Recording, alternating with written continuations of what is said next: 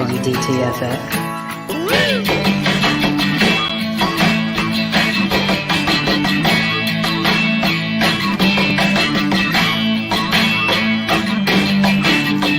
Once again, here is Drinking and Talking Fantasy Football with your hosts, Dustin and Jake Trowbridge.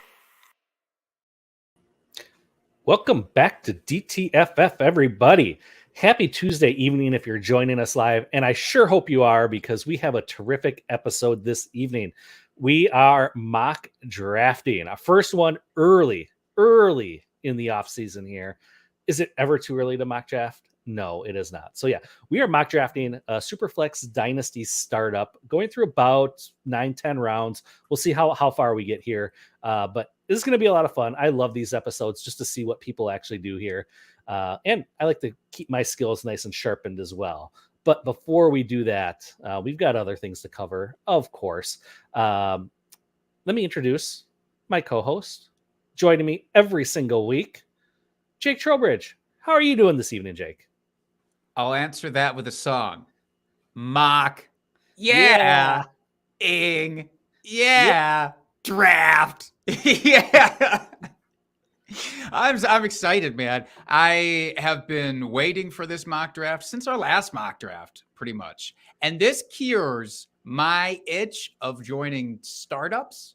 So I don't actually have to do that and invest a lot of time and money down the road. I just get to do the fun part of drafting tonight. So I'm glad that we're doing this. Yes, me too. Should be a lot of fun, as I said. But before we get into it, Jake, our beer of the week, you dropped off something tasty looking. Yeah, I'm pretty goddamn excited about this one. This is from Southern Tier, who, in my opinion, does almost no wrong. Mm-hmm. Southern Tier Brewing is known for their dessert beers, dare I say. I've had a creme brulee beer that is just out of this world from them. Basically, everything that they do is fantastic. This one is from their Shake Shop series. It's a blueberry Whirl Milkshake IPA. And I poured this bad boy out.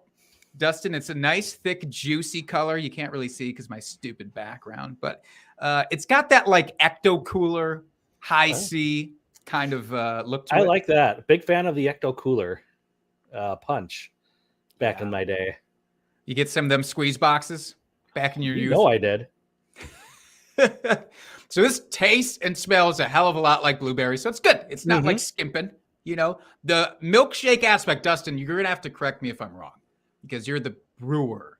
But that's supposed to kind of level that shit out with the IPAs, right? It's supposed to kind of take away some of the bitterness. Is that right? It does. I mean, it adds a layer of sweetness more than taking away the bitterness because lactose is just milk sugar. So it's adding sugar and the sweetness into the beer, along with the blueberries. Obviously, is adding sweetness as well. So, and these types of milkshake IPAs, they're not known for their overly bitterness. It's more of that aroma and hit you at the back end punch to it, not that dank, bitter, burn your tongue off hoppiness. It doesn't scrape and claw its way into your mouth. It just it chills out, it puts out the vibe somewhere on your tongue. So I like it. I think it's tasty as hell. I'm giving it a 4 1/4. Dustin, what do you think? I'll give it a 3. Painstaking. Oh, fuck. Oh, come on. You talked it up so much in all of the style that you like, and then you give it a 3. It's Bush League. Well, I can talk up what a beer is supposed to taste like and what to expect, but doesn't mean I have to like it. It's fine. All right. It didn't deliver, you're saying. It's fine. I think it's the blueberries. You don't like the bloobs? I don't know if I've ever had a blueberry beer before, so maybe that's what it is. You have. And maybe you should never again. Maybe. Well, I'm never going to stop trying to win your affection over with new beers, so I will try again harder next time. No, and I got really excited because, as you said, Southern Tier, they're a great brewery. I don't think and this isn't a bad beer. It's just not my style. I can tell it's brewed well. It's brewed well. It's just not to my taste buds. That's all. It's brewed well if your intention was to brew a mediocre beer, apparently, with your 3 stars over there. Get out of here. All right. Well, it's not Well, like I was 3 out of a million. I was 3 out of 5. I mean, I'm average. God. Actually, slightly above, I guess. Okay. All right. That's fair. That's fair. I don't want to dwell too much on this because we've got drafters in the waiting with us, Dustin. They are waiting in the wings to kick this thing off. I don't want to leave them hanging out too longer. So shout out to all of our mock drafters that are going to be hanging out with us for this episode. We're doing the Superflex Dynasty 12-teamer. We're putting a somewhat short clock in this 90 seconds. We're going to try and get after it. We've got 9 rounds to get through. So in lieu of that, Dustin, I don't have a drunk trade of the week. I want to get right in. I'm sorry. I want to get right into the action. I know. But as always, please submit more drunk trades so that when we are not mock drafting, we can be mocking your drunk trade. How about that? Let's do it. Should we get into it? Yeah, but first, so because I don't have the drunk trade drop, I do want to kick us off in style. Here we go. I want to mock!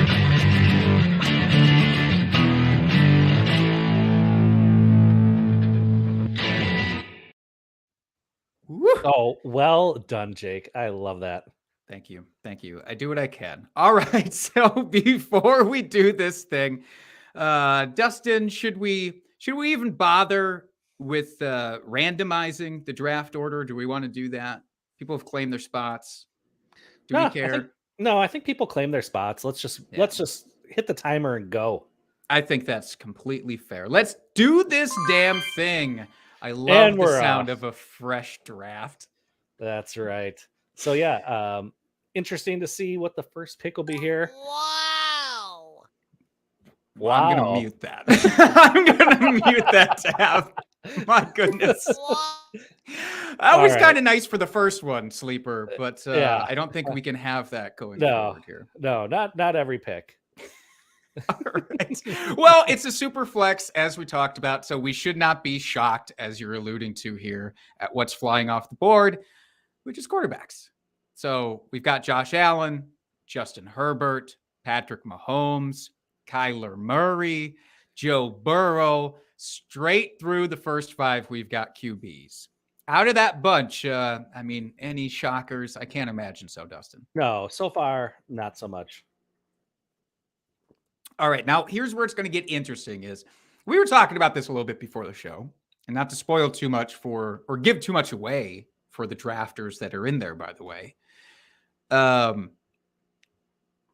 But Dustin, what do you mean? He's telling me to move my screen up. He's using the private chat like he should, but I just need you to use words. I don't know what you mean. We can't see on my screen here. I can't see the players. There you go. That's better. Oh, there we go. Now I understood. See, I needed you to say it to me. I can't read. I can't interpret things. But as we were talking about before the show, it'll be curious to see how many non-quarterbacks go through, I would say, the first 2 rounds, right? Mm-hmm. Now, here's an interesting dilemma for me here. Because we've got 2, 4, 5, 6 quarterbacks already off the board. Got the tight turn. Do I take the 7th best quarterback off the board or the best running back off the board? Right. That is the dilemma here. Or do I take what is maybe the 1B of wide receivers in Justin Jefferson? I guess it really depends how we want to build my team out. And you know what? I am going to do right there, Justin Jefferson. I'm going for youth here, starting with arguably one of the best wide receivers in the game. Look, I don't hate it, man. I really don't hate it. I think it was interesting. So Jamar Chase going at the 106, and then Lamar Jackson. Then you're taking Justin Jefferson. Did part of you want to take who the next person did in Jonathan Taylor? I did. I really thought about it. And I know running back drops off so damn quick. But, I mean, I got Justin Jefferson now for the next 10 years. Easy. So, hard to argue with that. Yeah. I mean, as long as Kirk Cousins throwing him the ball. He should be a super stud, right? He's the only reason we really like him, I think. No, I don't hate that even a little bit here. Now, Deshaun Watson goes after Jonathan Taylor, then Dak Prescott. I know we both had questions, especially about Dak going into this and whether we would want him as our quarterback one. So at that stage, I'm actually kind of glad in a way. I mean, don't get me wrong. He's going to be reliable. But I think we both just have the Mike McCarthy hangover. Right? We do. Yeah, we're a little jaded on that. Jaded is the exact right word. I'm struggling here of deciding for running back versus wide receiver. There's a certain tight end who shall not be named that I'm not going to take just yet.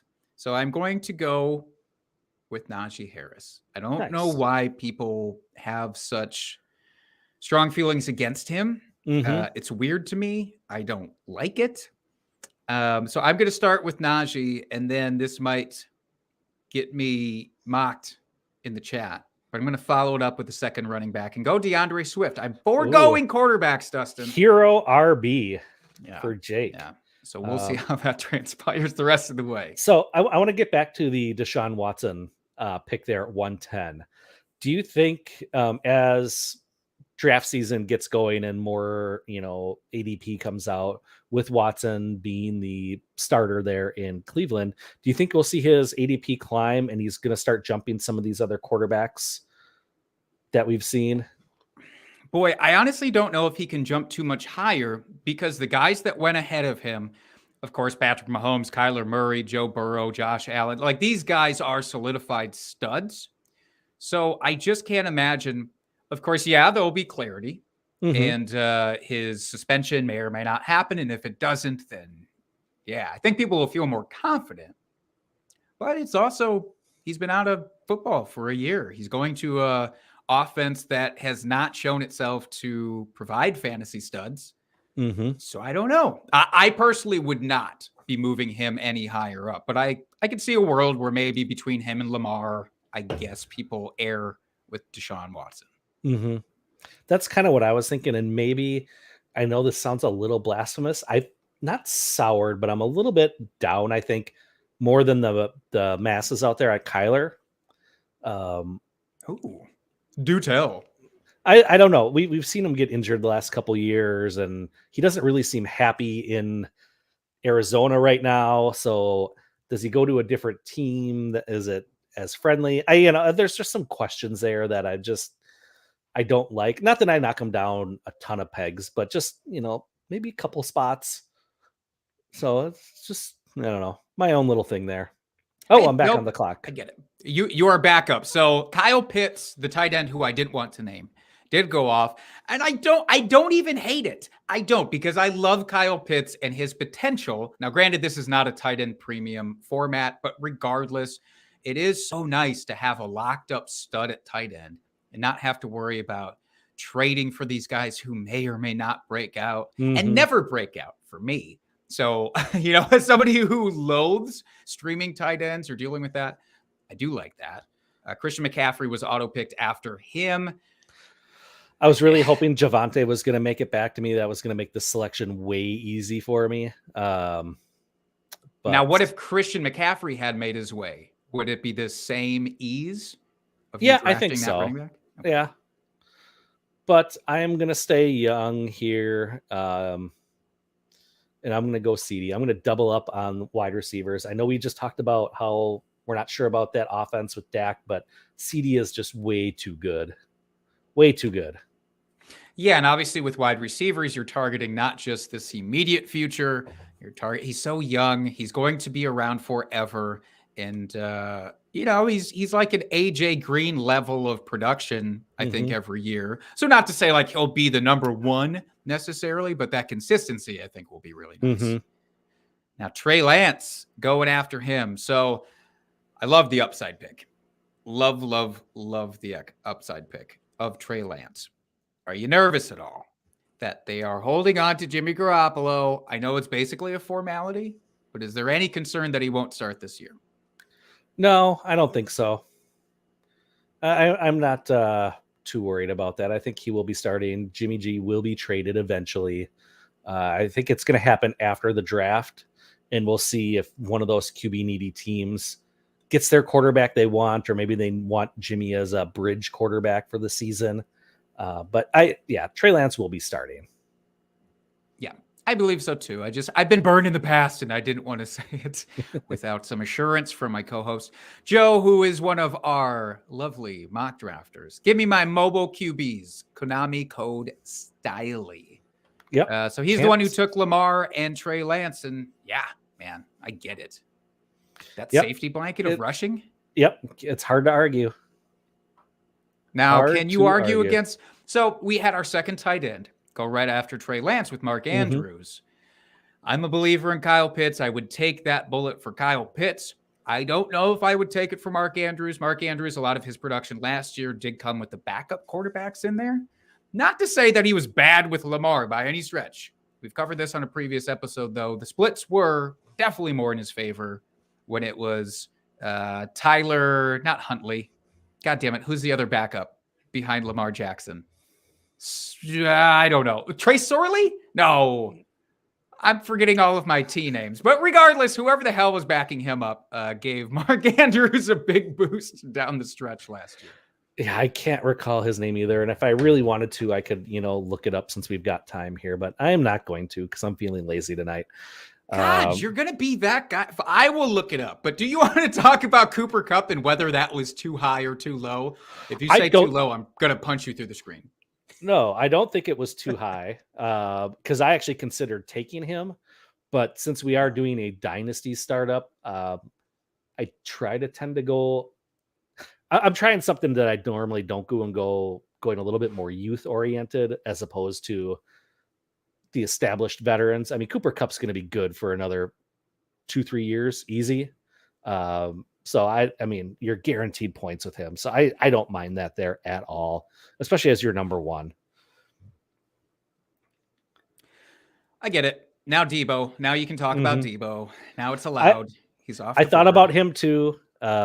But that high, I mean, I love, how much I love Debo, but I do think there's going to be a little bit of regression this year, and he's not going to live up to that high draft capital. So that's why I did not draft him, even though I really, really wanted to. So yeah, I mean, it's not a bad pick. I mean, you got him forever. I mean, he's young, so I don't hate it, but I feel like there is going to be some regression there. Yeah, regression, schmegression is what I say.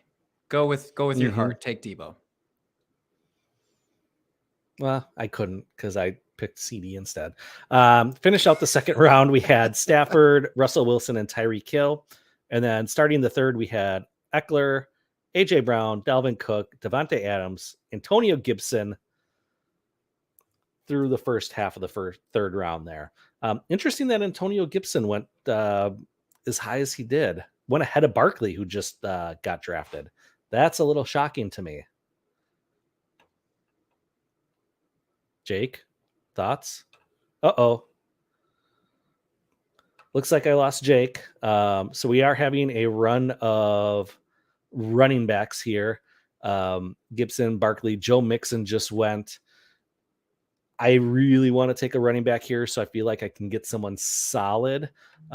We've got Derrick Henry, Alvin Kamara, Cam Akers, J.K. Dobbins, Nick Chubb. Yeah, so some interesting choices here. I think ultimately I'm going to go with the guy that gives me that PPR upside here. And I know I shouldn't bet against Derrick Henry just because he's amazing and everything he does, but I am going to take Alvin Kamara. I do like that dual threat PPR upside there with Kamara in that offense, especially with Jameis coming back.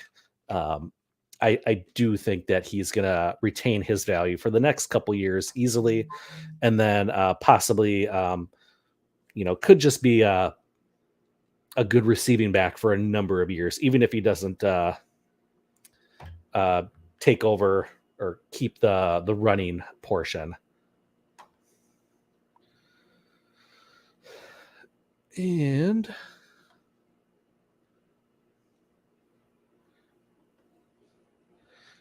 we're back here with the live screen too. Sorry, folks, that we're Following us along live, Jake's internet having some internet issues, so I'm taking over here. Had to reshare the screen, so my apologies that you didn't see that. Right after my pick, Jalen Hurts, DK Metcalf went. I wish I might have looked at quarterback a little bit harder. There, I might have taken Jalen Hurts there. I do think he's going to have really good fantasy value for the next couple years at least. So I don't mind that pick there, especially when you're going with Jonathan Taylor and Javonte Williams. Starting off with that, you're getting a good quarterback that's going to give you good production there. I like that pick at that spot. And then Jake's on the clock. He's probably going to get auto drafted here because his getting to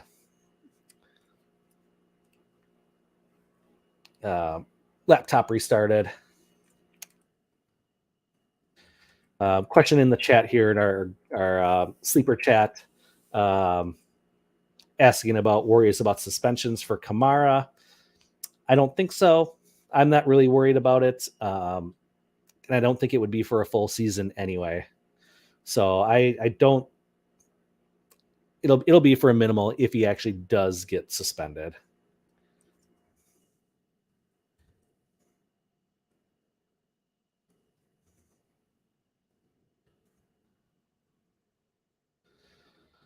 Okay. As I said, DK Metcalf, Jalen Waddle. I like Jalen Waddle. I really like that pick there. I really wanted him on my team. I didn't want to take him there in the second, though. There's too many other good players ahead of him that I would have rather taken. And if I didn't need a running back, I probably would have tried to take him there. Oh, and then Jake doubled up with quarterbacks at the turn there. With Trevor Lawrence and Aaron Rodgers. Getting Aaron Rodgers at the beginning of the fourth as what the 14th quarterback off the board. I mean, come on. 5, 6, 7, 8. Yeah, 14th quarterback off the board. You're getting them in the fourth round. You know you're going to get at least 2 really good, solid years of production out of them, probably elite level production. So that seems like a no-brainer at that point. Quarterback is starting to get a little bit gross here. I don't want to have to reach for a quarterback with my pick, but I am one of 2 teams that does not have at least one quarterback yet. So I do kind of feel like I need to take at least one here to get going, to give myself at least a quality starter. And I'm using quality in air quotes here. I don't really like any of these choices. It's Mac Jones, Tua, Zach Wilson, Kirk Cousins, Derek Carr, Ryan Tannehill. I mean, yeah, there's some interesting choices here, but nothing that's sets my heart on fire. And I don't think quarterback will make it back to me. And since I'm running out of time, I'm going to go with Kirk Cousins here, only because I want to double him up with Justin Jefferson and take that double bubble there with the stack.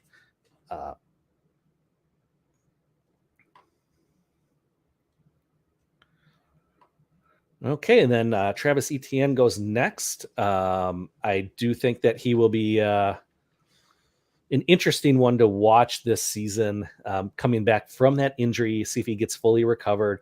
I know, we saw Cam Akers come back this year, looked really good. In his limited playing time, kind of felt like he was rushed back a little bit, but he did look good. Tom Brady just went next. I did actually think about taking the Super Bowl Tom, but ultimately took that pass on him, just age-wise. Jake, welcome back. Dustin, I'm back. Viewers, I'm doing this mobile because my computer is a large piece of garbage. So this is not an endorsement for MacBook. MacBook is not a sponsor of the Drinking and Talking Fantasy Football podcast. I'm sure you covered all the greatness, but did you talk about my awesome QB turn? I did. I did. Of course I did. I espoused a lot on how I like that Rodgers pick. Going with the 14th quarterback off the board in the 4th round, getting Rodgers. I think that's a great move. I liked the one for now and one for later thing. I do believe Trevor Lawrence will get better. So I think that he'll ultimately be saved here this year. Definitely better than last year. So I like that. I see you finally took a quarterback yourself. I did. Do you feel confident in that? No, I know you missed out on my conversation about it. I thought about taking Tua. He was ranked higher than Cousins, but I wanted the stack with Jefferson. And I figure I get at least a couple years of that nice stack for the double. So that's why I took Cousins there as my number 1 QB. Can't feel good. It cannot feel good, Dustin. But I get it. That stack is going to be nice for the next year and a half. Basically. Yep, exactly. I am a little shocked, I'll say, at this. Travis Kelce in the 4th round still feels like a steal in a weird way. And I understand he's like a million years old, but for this year alone, he feels worth it. Absolutely, especially with Tyreek out of the picture there. We don't know who they're going to throw to in the backfield, if anyone. So he's at de facto number 1 receiving option on that team right now. So he's going to get his targets. So I think for the next couple years, he's probably pretty safe. Agreed with that. Any other surprises here as we get through the 3rd and 4th rounds? I mean, really not a ton of big surprises.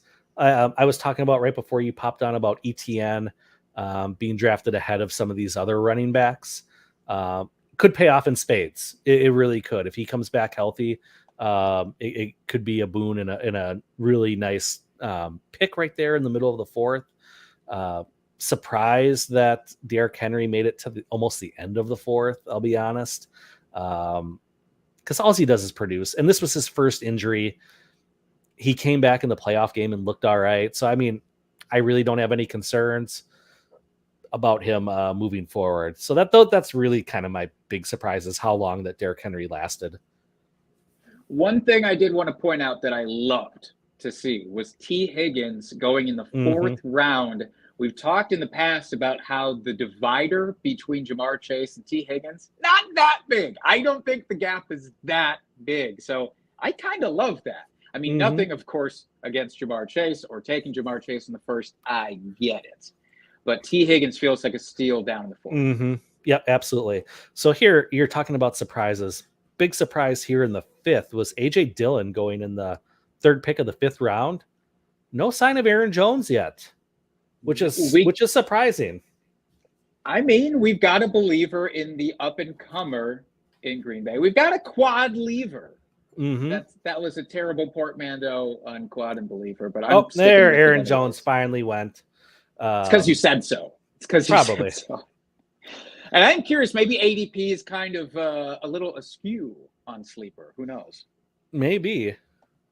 It or very it's well just the fact that Aaron Jones is getting up there in age. And we know that there was kind of a passing of the torch in some way last year with Aaron Jones ceding a lot of the rushing work to A.J. Dillon. So that could be the thought. And this is gross, this pick right here. I want to take another quarterback so I can at least say I have 2. It's like Mac Jones, Ryan Tannehill, Davis Mills, Baker, Daniel Jones, Carson Wentz. It's getting real gross real fast here. Yeah. Do you punt it all the way down, or do you just take the scraps? And this is where value gets really key, and we talk about it on this podcast too, letting the draft come to you, not getting so worked up that like I don't have X player at X position, because obviously, hey, we're here in March. If this was for real, we've got months before we have to start a starting lineup. Yep. And I'm punting the quarterback position. Decided to go Josh Jacobs, get myself a second running back there, and someone that, again, has some receiving upside. Now, Josh Jacobs actually does feel like a steal, and a lot of people will not agree with that, and I get it. His receiving totals have gone up every single year. Yeah, some of that was due to other injuries last year in the backfield, but I'm not sweating that. Mm-hmm. Interesting here. Right after me, George Kittle went. So the person right after me in the draft here in the 4th and 5th round went Kelsey and Kittle. Thoughts on that, Oof. Jake? In a non-tight end premium, I don't love it. Now, the flex positions that we do have here, there are 2 flex spots that you can start additional tight ends. So in a tight end premium, I don't hate that. But it's a little too bold for me. I don't think I can do it. Let me see who I can take here. Ooh. And this is where I get into trouble. All right, I'm doing it. I love this guy. I want him on my team. Elijah Moore, welcome. Yep. Nice pick. Going back to the middle of the 5th round there, Terry McLaurin going over the likes of DJ Moore and Chris Godwin. A little surprised by that. I know they're kind of all in that same area, but I would personally take either DJ Moore or Chris Godwin above Terry McLaurin at this point. Yeah, I think I agree with you on that, actually. I can't really talk a lot, though, because I just took 2 very young wide receivers who it's all about ceiling. So I'm not really one to talk. I mean, going a half round later than Terry McLaurin, I went with Elijah Moore and Michael Pittman. I just believe in the upside too much there. But, I mean, it looks bad right next to Chris Godwin. I mean, Chris Godwin, a proven dude. He's, 27, 28. He'll be fine. Absolutely. And then drafting out of the 11th spot, waiting until the 6th round to take your first running back and you get Zeke. Poor, I love that. Yeah. I love that. I mean, Zeke's got, probably 2 years of really good production, if not high-end production left in him. In an offense we're expecting to be very high octane. I really like that move. That is hell of a value there.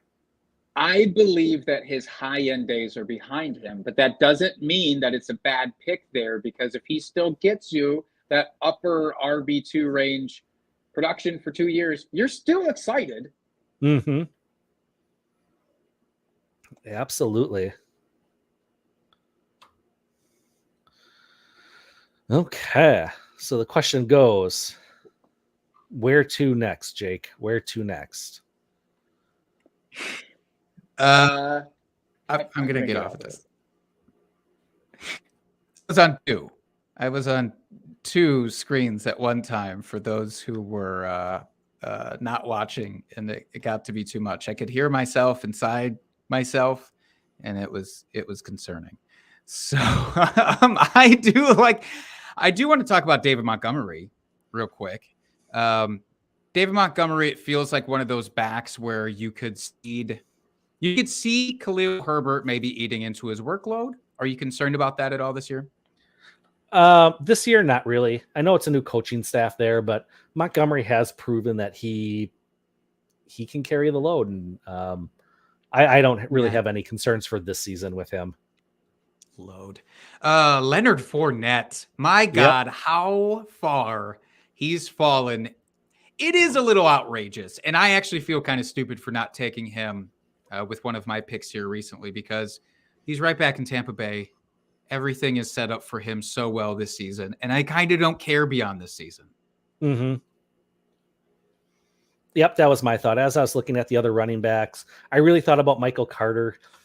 Spoiler alert, he could be one of my drinking buddies this offseason, depending on how the Jets draft goes. I really like him in his situation right now.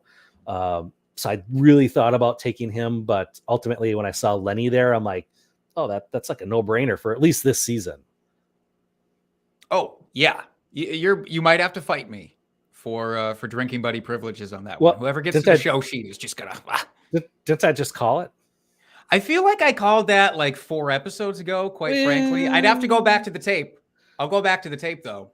Oh, please do. I think I might have. I don't have that much time to go back and listen to me. So I'm just going to cede it to you probably. I do love Michael Carter. There he goes. Comes off with Welty. Way to go, Welty. Devonta Smith.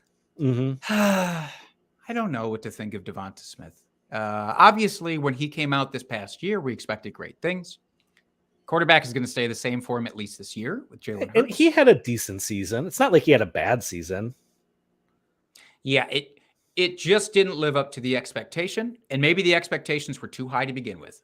And that's not a him problem; that's an us problem, or a me problem. I mean, if you're trying to compare him to Jamar Chase or Justin Jefferson, who have had like ultimate rookie seasons 2 years in a row, well, yeah, that's not a fair expectation for him, or for any wide receiver for that matter. Yeah, no, you're right. That was me hemming and hawing, and then eventually just admitting that you're right on that. One guy that I did think about taking that flew off just a couple of picks after my last one was Darren Waller. Mm-hmm. So Darren Waller going as the 5th tight end. It's the Davante Adams predicament here. Davante Adams went at the 3-4. Darren Waller went at the 6-3. It's who do you believe for the next 2 years will be Derek Carr's primary target? Do you believe in the Davante. College? Okay, so you believe in the college tandem. Yeah, I do. I mean, there's a reason why Davante went there. He likes Derek Carr. He wants to play with him again. And I think they're, going to use Davante like they did. They saw how he was used in Green Bay. Just give him all the freaking targets. So then my question is, Darren Waller essentially just another guy at tight end if Davante is going to be taking all of those targets away? I think so. I mean, Hunter Renfrow is still there. And I know he really saw his usage increase when Waller was injured last year, but he did prove himself also. And, we were just talking about Josh Jacobs. So, I mean, there's going to be some more mouths to feed in that offense. And I do think that that Davante will be the de facto number 1 in that offense. Yeah. I mean, it's hard for me to argue against our Green Bay favorite there, but it made me worry, and that's why I hesitated on clicking off on Darren Waller. So that makes a lot of sense. As we go through some of this other selections, some of the other selections from the last 2 rounds, we've got older guys coming off the board at wide receiver. Finally, Keenan Allen comes off the board. Finally, Mike Evans. Finally, DeAndre Hopkins at the 705. Would you have thought last year at this time that a guy like DeAndre Hopkins would fall this far down the draft board? No, I was really hoping he was going to fall to me, to be honest, because that would have been a smash pick right there. Yeah, I mean, or had Evans or Keenan Allen fallen to me at that next pick, those would have been easy no-brainers. How do you feel about Amon-Ra St. Brown being drafted ahead of Mike Evans and Hopkins? I personally won't do it because I am of the mind that, as we talked about in last week's episode with Chase Vernon, where Amon-Ra St. Brown a little bit more of an illusion than I think people want to believe, or that's what I'm choosing to believe in him. Mm-hmm. I think he will be a serviceable replacement guy, but I don't think that he is Mike Evans, a DeAndre Hopkins level of production. And in fact, Darnell Mooney, a guy who I was hoping would worm his way back to the end of this round so I could scoop him up. I would rather take a Darnell Mooney personally than Amon-Ra St. Brown. Here's a big one for you though, Dustin, because I know that you're the anti-Amari Cooper guy, especially on this podcast. So you must be relieved that he went off the board before he got to your pick just now. Yeah, but when I'm looking at the wide receivers now, it's I don't feel great about any of these coming up here. I still need a tight end. I could still use another quarterback. That you could.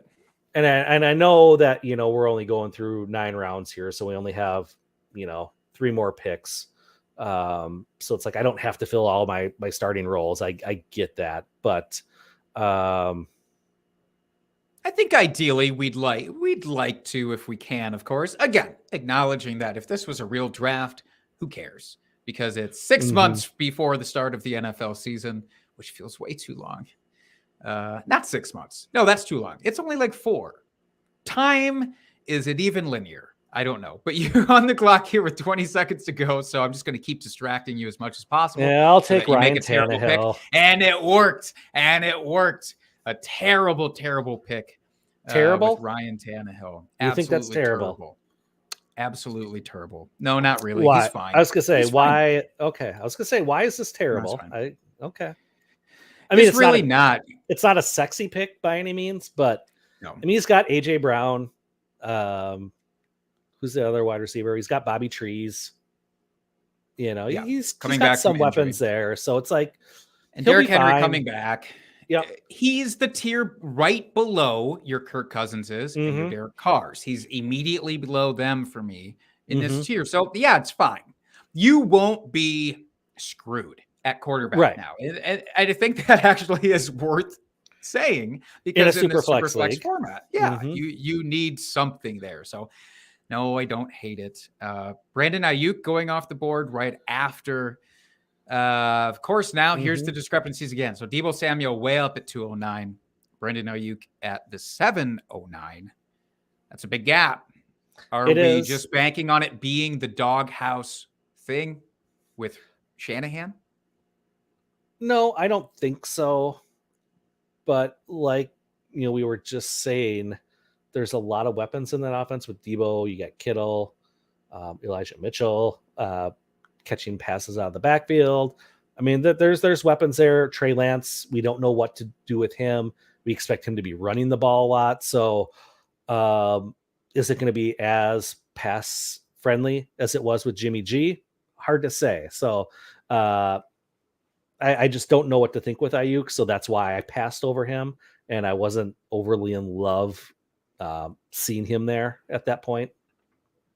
Yeah, that's fair. I get it. I am shocked you didn't take Cortland Sutton, who just... I know. I saw him and I was like, I wanted to, but I just couldn't quite pull the trigger. Yeah. I mean, yeah. I do get it. I'm smitten with him. I was a little bummed to not see him. So I pivoted and took Michael Thomas. I understand the reality of Michael Thomas, which is he could diva his way out of the 2 years. He could, but every year that he's actually played, it has been 1,200 yards at least. That's what you're signing up for if he actually does come back. So I was willing to take the chance on that.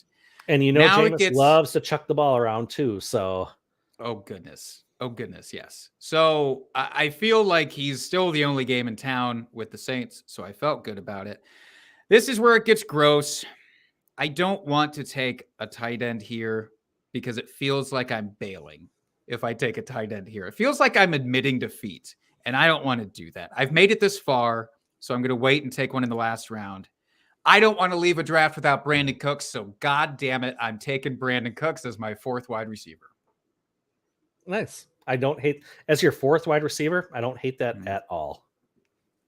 Yeah. And, getting back to your tight end comment, I was feeling the same way. It's like, after the first, big 3 or 4 went off the board, I was like, now we're kind of in that dead zone for tight ends where it's like, I'd rather just wait a while, and especially in a non tight end premium league, it's like, I can put together a couple tight ends later and stream the position a little bit throughout the season to make that work.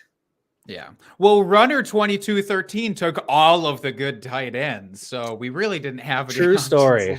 See, there's your strategy. You're really just boning the rest of us and not allowing us to have a decent tight end. Well, so I do respect it. I got it. And now you can ask for a lot in the trade. Yeah, that is something I want to hit on here as we're in the last couple of rounds. Obviously, you're on the clock here, so I don't want to bug you too much. But as I'm wondering about strategy, when you do these really early off, I got sniped. Runner sniped me. I was going to take Allen Robinson. Boo. No, boo on you for wanting to take Allen Robinson. He's betrayed me too many times. In the 8th round, though? In the 8th round. Yeah, I won't allow it. No, I get it. He's the number 2 in LA. Well, I'll take Juju. I'm only mostly kidding. You want the Kansas City number 2 wide receiver behind Marquez Valdez-Scantling, obviously. Obviously. Right? Am I right? And Byron Pringle, is he still there? I don't know. Who knows? Who knows? Marquise Hollywood Brown, taken by Joe. I actually did have a moment where I thought about taking Hollywood. I couldn't commit. I think Rashad Bateman does, as we talked about last episode. I think he starts to eat his way into this offense a little bit more. So I felt more confident in a short-term perspective going after the absolute ones unquestioned in their offenses with Michael Thomas and Brandon Cooks.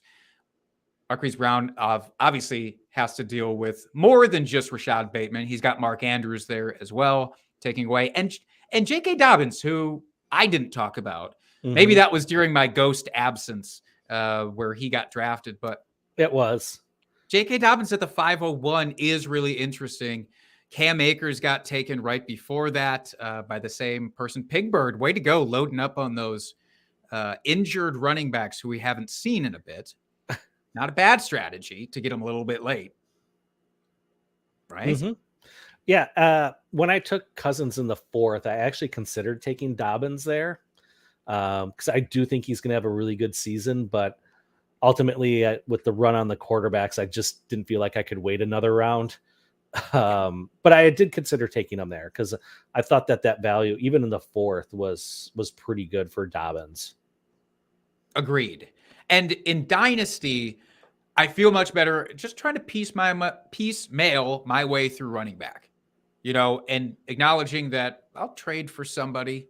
I will find pieces to fill in at running back because we talk about it every year. There's like 100 running backs that finish in the top 12 at least once, per season. Yep. If you can identify them, it's an okay strategy. It's risky, but it happens. But no, what I wanted to talk about when you were on the clock was how much do you actually look at trade value when you're drafting in Dynasty? Do you look at it at all?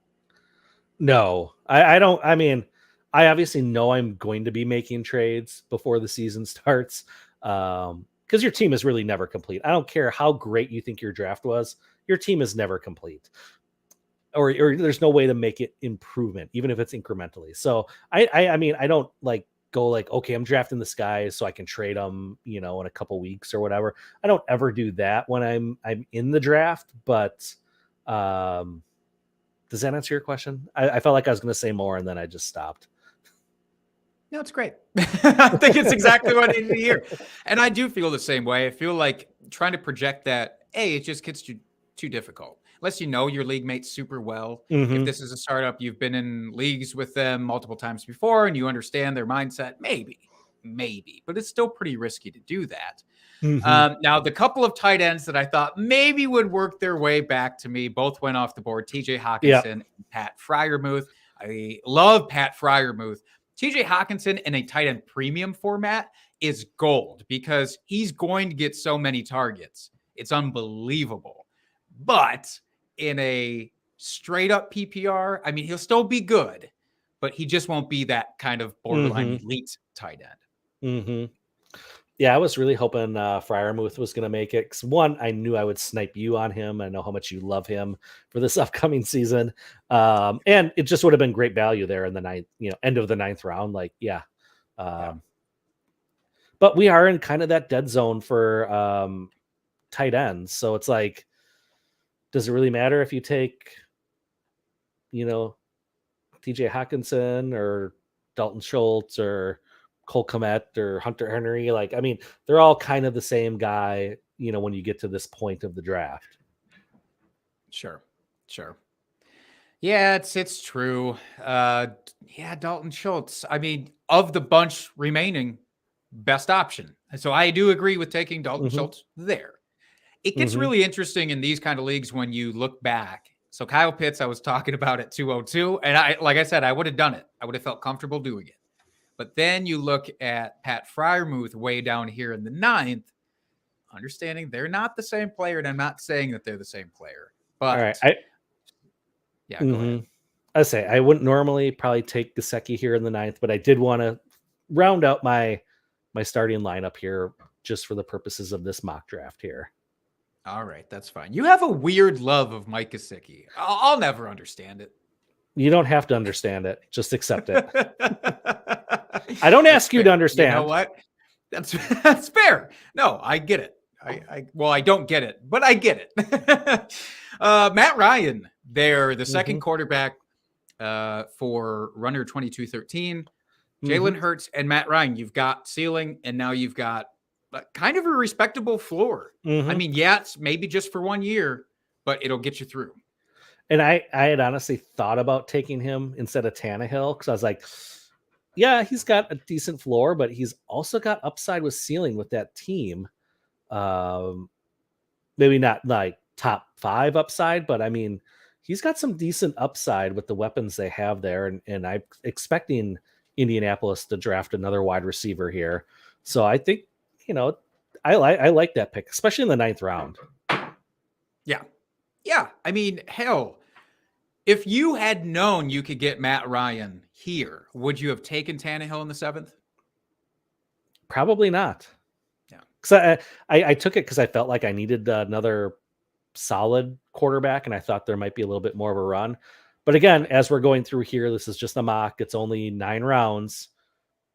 Who's to say had we gone longer, would more quarterbacks get taken? Hard to say. It is. It really is. And this is why it's painful to look backwards sometimes at the end of your drafts.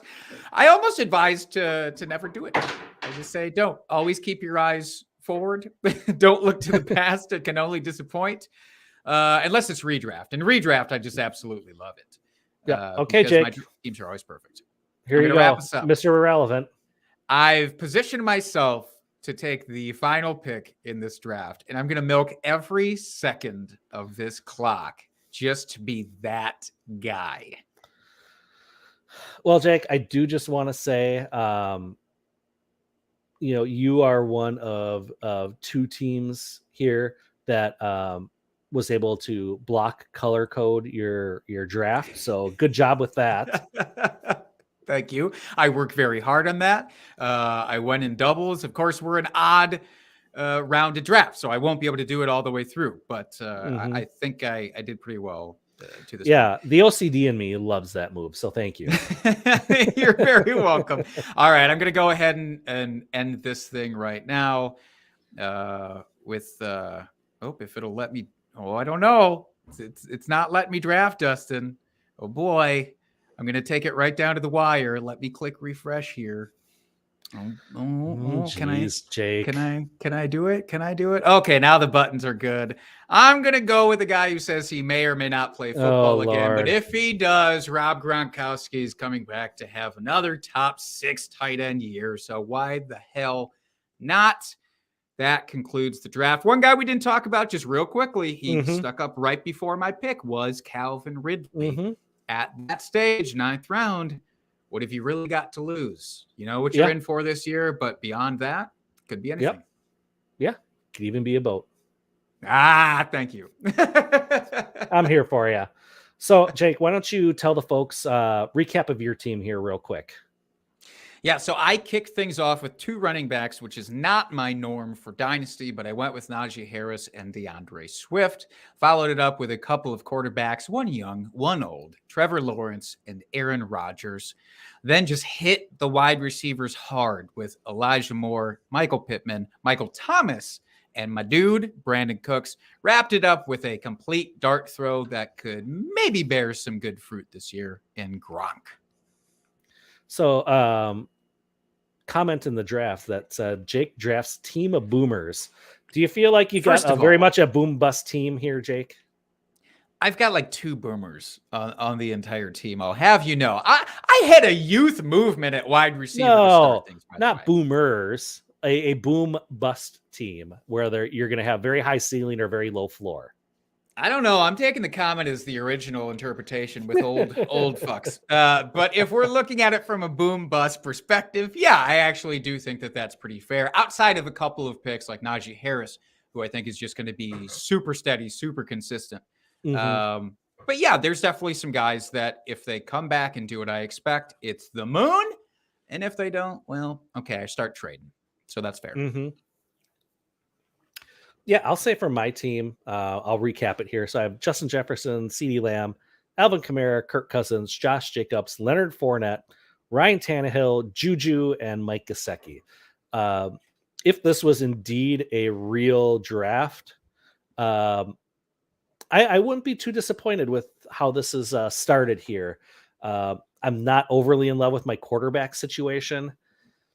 That might be my only downfall, but it's just with these super flex drafts now and quarterbacks worth their weight in gold. If you don't snag one early, you got to kind of piecemeal it together. Not that I think it's going to be an anchor on my team by any stretch of the imagination. Like, you said, Jake, Kirk Cousins, always that like perennial QB 12, QB 13, right in that area. So he's going to be fine for a couple years. And like you said, you can trade later and upgrade the position. So I'm not overly concerned with it.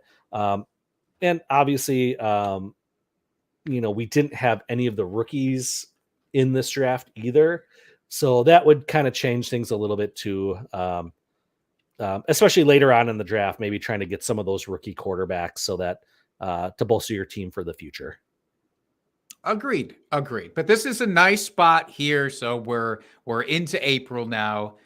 We're nearing up on the rookie draft. And after the rookie draft actually happens in the NFL, I would feel a lot more comfortable about slotting them into my draft as a whole.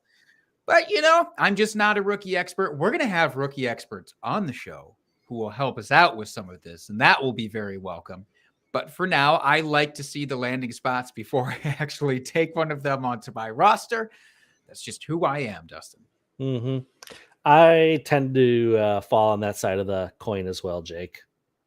I love it. All right. Hey, just real quick. If we got to pick out one team, and it can't be your own, cannot be your own team that won this draft. Are there any that stick out to you? Let's look through them here real quick. Because I've got one that's sticking out to me that I do think pretty much crushed it from start to finish. But I'm curious to see if it's going to be the same as yours. It's color coded, if that helps. Oh, so it's JPEP 20. Oh, wait. Well, no, there was another color coded one, man. You missed. It's Chubb's Burger. Oh, okay. Also blocked him off pretty well. But Pat Mahomes, Matt Stafford, Dalvin Cook, Derrick Henry, A.J. Dillon. I know that was a questionable-ish pick of going before Aaron Jones, but I don't hate it. Then Keenan Allen, Mike Evans, Rashad Bateman, who I'm high on, and hence why I'm high on his draft, and Pat Freiermuth. I mean, it feels like a team of almost my guys, which is why I really absorbed it. Yeah, I mean, as I was going through, that was definitely one that caught my eye. I do like, for the most part, Dumpster Dom, his team, with Watson, McCaffrey, Metcalf, Higgins, DJ Moore, Waller, James Conner in the 7th, I think is good value. Davis Mills, he showed a lot of upside. Christian Kirk in the 9th, who should be the number one option there in Jacksonville. So I do really like that team as well. I like the team, but the quarterback situation terrifies me too much to anoint him as the winner of the draft. I mean, between all of the issues surrounding Deshaun Watson and Davis Mills, who I like Davis Mills. I just would not feel comfortable rolling in with that cadre of quarterbacks. Right. No, I mean, again, it's got a lot of upside to it. But hey, you don't weigh in, you don't wrestle. I love it. That's how we should end this episode. All right. So let's do that. Thank you everybody for joining us this week. This was a lot of fun. Thanks for all the activity in the chat, both on Sleeper with the drafters and then on StreamYard here. We didn't get to all the comments because we were busy analyzing the draft and making our own picks. So, but that was a lot of fun. So thank you, everyone. Thank you to all of our drafters for popping in and making this draft a lot of fun. We really do appreciate it. go check us out wherever you find your podcasts. If you haven't already, subscribe, give us a rate and review. If you haven't subscribed to our YouTube channel, go find us there. Just type in Drinking and Talking Fantasy Football. We'll pop up. We're the only ones named that. Hit the little bell. It'll let you know when we go live every single Tuesday, as we do at the same time. So till then, folks, keep drinking and talking fantasy football. Cheers, FFers.